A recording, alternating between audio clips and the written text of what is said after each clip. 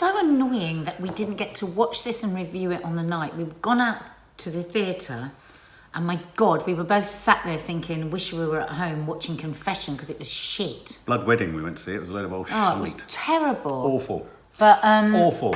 So and then life's taken over, so we didn't actually review it, but it's out tomorrow. Is it Mondays? I kept thinking it was Sundays for some reason. Is it? I'm sure it is. I'm almost convinced it's a Sunday night drama, isn't it? Or maybe not. I don't know. I haven't got fuck. No, it can't be. If we were out at the theatre, it was a Monday. Yeah, anyway, it was definitely Monday. This is not interesting, is it? Anyway. So, a confession, penultimate. We know this is the penultimate episode. Yeah. Have you resisted looking at the real story? I knew you were going to ask me that. I totally have resisted. Have you? I was the kid that never went looking for my presents to see them, who wants to go to the theatre and not really know what's going to happen. Well, You're the kid that wants to...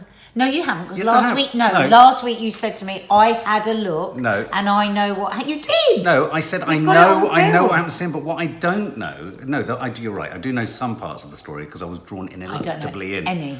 It's such a procedural. It's actually potentially runs the risk of being quite dull to talk about, though it's not at all dull to watch. No. Because it's all happening microscopically in the face of Freeman, and it's all moving sort of in a glacier-like fashion, but there's an inevitability to knowing that he's going to be found guilty and all that kind of stuff. I don't know. Not guilty, not found guilty, but... No, sorry, Martin Freeman's going to be found guilty of gross misconduct. Well, I don't know he's going to be found guilty of that. You've told me now.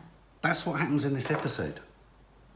He's found guilty of gross misconduct at the end of the episode in the tribunal. But they don't sack him. No, they don't sack him. They put right. him in charge of bobby vans. That's right. So humiliating. Now, here's the thing. So what I do know of the story is that it centres around whether Martin Freeman made the right choice that he made, as we've seen in all of these episodes. What I genuinely don't know, and I haven't looked up, is what happened... to the real police officer.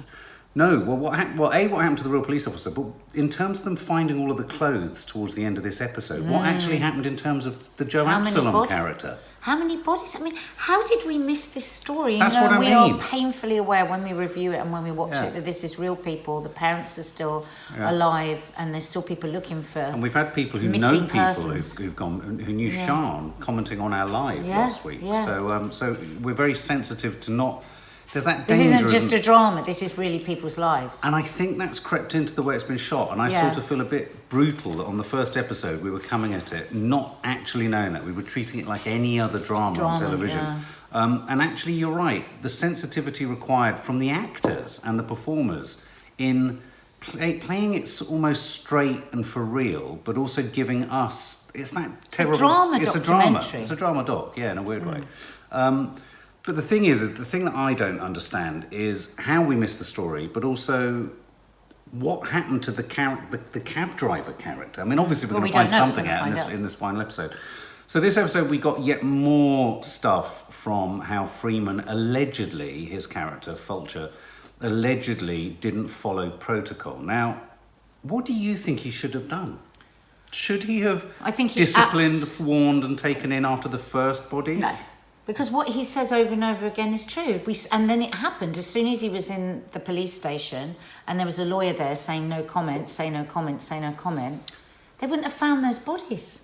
They wouldn't have found the second girl. I 100% agree. Okay. So, I mean, he really was between a rock and a hard place. Yeah. So follow-up question. Surely there's got to be a little bit of leeway for police to be able to go on instinct. But then again, if we don't have the law and stick to it, then innocent people... could be put away. But in this instance, is anyone innocent? So that's possibly why they parked the chap at the beginning of the episode who was falsely alleging he'd murdered her. Because therein was a case. You could argue, who's going to say they've murdered someone falsely and lead you to the not under caution? And we had someone at the beginning who could possibly have done that. So, that kind of makes sense of that. Okay, well, here's the follow-up question. Why are the police so... dead set on getting him? I don't know. I mean... That's what is a real problem for us all the way through. Yeah. It's like... because we've not seen any bad... The only thing I can come down to is it's jealousy. Yes. That they see him as a bit of a maverick, obviously a very talented detective. Yeah. And they just want to bring him down because as far...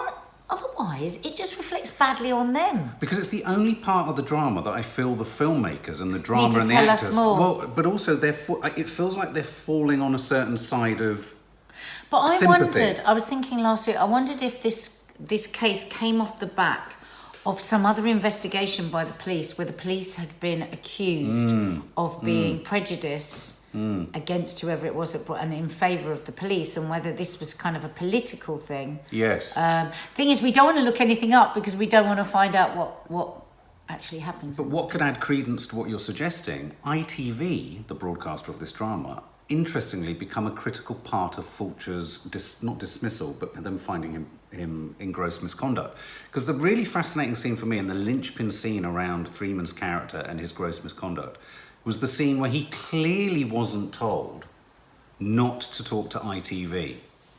And do you remember there's the scene in the court? There's the scene in the court where the officer says, and it's very well challenged by the lawyer, you saw all these other critically important parts of the investigation that you put in your ledger, but the one critically important that could result in his dismissal you didn't write down. That you I don't know if that's totally clear, because I was a bit unsure what you were talking about there. So part of the case against him is that he spoke to the press when his boss had told him not to. And then we see that brought up in his hearing. Yeah. And I felt he was clearly lying, the officer. The officer clearly was because clearly it wasn't in his notes. It wasn't in his notes. And therefore it shouldn't have been admissible evidence. No. And so this is my point. He put every other thing in that meeting into the notes. Exactly. And Martin Freeman's character said he did not say to me, don't talk to the press. And exactly. And if it was that critically important that it could result in Martin Freeman's dismissal, of course it would have. Now, there's a big graphic at the top that says these are all lifted from genuine tapes and documents and quotes and all that kind of stuff. So I feel the drama is, if it's critical of anyone, it's more critical of the police force than it is of anyone else at the moment. Because I'm just feeling they've got some real beef. Imelda Staunton. Just remarkable in her tragic pursuit of not only justice, we love you. Her tragic desire to connect with Sian's mum. It breaks your heart. Yeah. She's one of our greatest actors. She should be a grande dame. She really should. Yeah. She's just... And her frustration because she's, like she says, we wouldn't know anything about anything if it wasn't for what he'd done. And she's sitting there saying that as the mother, it's just not taken into account. And then, of course, we have a little bit of Joe Absalom where he's with the therapist. Joe Absalom, the murderer. The murderer. And I must admit, if I have one frustration with this episode, I'm desperate for a bit more of him. Because he's so good. He's so good, and he's so chillingly ordinary. Yeah, and we saw him talking in a sort of whimsical way about his special place in the woods, and the next thing, there the police are getting... So has there been some massive serial killer incident? When did that story break? I don't know this story.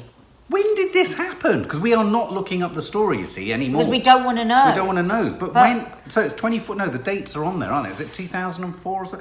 But the thing is... 2004. A long time ago. So many clothes. So at the point at the end when you see the local news... So Freeman's marriage starts to obviously fall under pressure because he's not working and he's at home. Yeah, I'm finding it difficult.